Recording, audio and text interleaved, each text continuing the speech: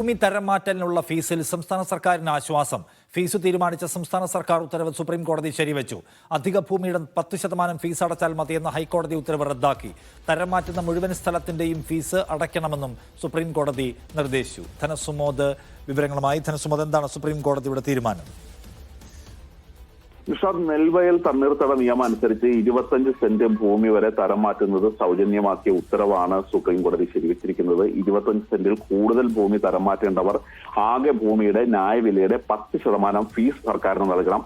തരം മാറ്റാനുള്ള ഭൂമി 25 സെന്റിൽ കൂടുതലാണെങ്കിൽ അധികമുള്ള സ്ഥലത്തിന്റെ മാത്രം ന്യായവിലയുടെ 10% ഫീസ് അടച്ചാൽ മതിയെന്നായിരുന്നു ഹൈക്കോടതിയുടെ വിധി ഉണ്ടായിരുന്നത്.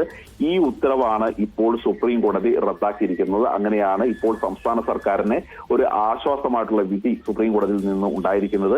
25 സെന്റിൽ കൂടുതലുള്ള ഭൂമി തരം മാറ്റലിന് സംസ്ഥാന സർക്കാർ തീരുമാനിച്ച ഫീസാണ് ഇപ്പോൾ ശരിവച്ചിരിക്കുന്നത്. തരം മാറ്റലിന് അധിക ഭൂമിയുടെ 10% ഫീസ് അടച്ചാൽ മതിയെന്ന ഹൈക്കോടതി ഉത്തരവാണ് സുപ്രീം കോടതി റദ്ദാക്കിയിരിക്കുന്നത്.